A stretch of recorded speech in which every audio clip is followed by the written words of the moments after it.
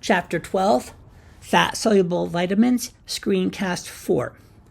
This screencast will be focusing on vitamin E, and the importance of vitamin E was first noted in the early 1900s when researchers discovered that there was a substance in vegetable oil that was needed for normal reproductive function in rats.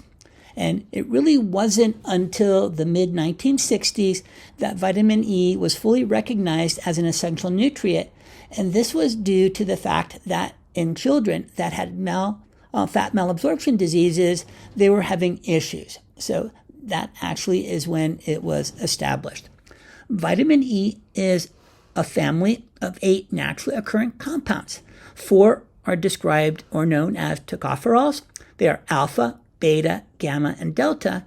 And there are 4 that are tocotrienols, alpha, beta, gamma, and delta. The form that is most active is alpha tocopherol. Now here, what should not be surprising here, I want to put an emphasis on, if we look at the best sources of vitamin E, they are high in fat. And also notice a lot of oils. So if we look here, the highest value is actually found in sunflower oil. If we look at peanut butter, 2 tablespoons of peanut butter, almonds, so all of these, unless we look at some of the vegetables as asparagus, but if we look at avocado, relatively high, as is wheat germ. So one thing to keep in mind here is probably our best sources of vitamin E are going to be oils. Now, 20 to 70% of dietary vitamin E will be absorbed by passive diffusion, and as usual, it's going to be incorporated into chylomicrons to be transported. The liver will actually repackage vitamin E into other lipoproteins for delivery. Now, what is important to keep in mind, vitamin E does not accumulate in the liver. 90% will actually be found in adipose tissue throughout our body. Vitamin E will actually be excreted in bile, urine, and skin. Now, one of the things that we'll address a little bit later is antioxidants. And vitamin E is actually part of what we refer to as our antioxidant network. And what they do, they basically help maintain integrity of cell membranes by stopping free radicals. And they are unstable compounds with 1 or more unpaired electrons. Now, the image to our right basically is the entire antioxidant network that we have in our body.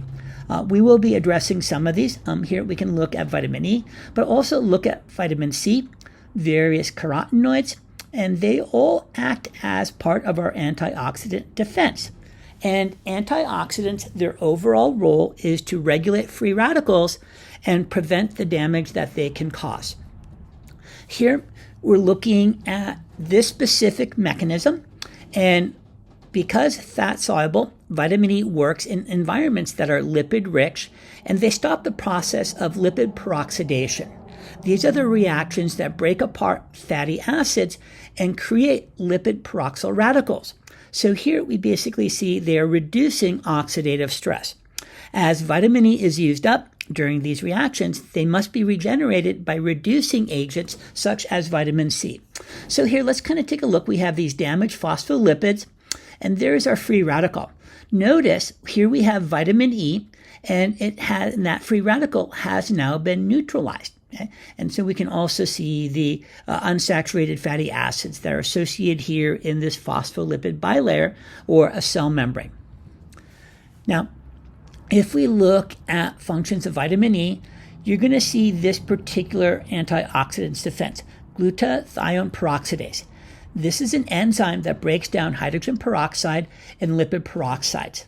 So this is something that is going to help vitamin E reduce oxidative stress, and it is going to be dependent on a couple of minerals, especially selenium. And remember, catalase is something that you may be familiar with, and it is needed for the removal of hydrogen peroxide.